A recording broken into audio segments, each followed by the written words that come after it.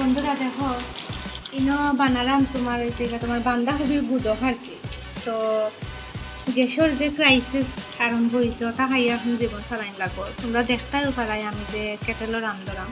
তো ইনো দেখো শীতল দিছি আর বান্ধাকপি আলু এখন এটা সব দিলাই টমেটো দিলাম কাঁচামরিচ একটু বেশি করে দিলাম তাহলে দুধ একটু জাল না হইলে ভালো লাগে না। কেটেলও আমি কোনো সময় এটা রান্ধে খাইছি না, দেখি একবার ট্রাই করি।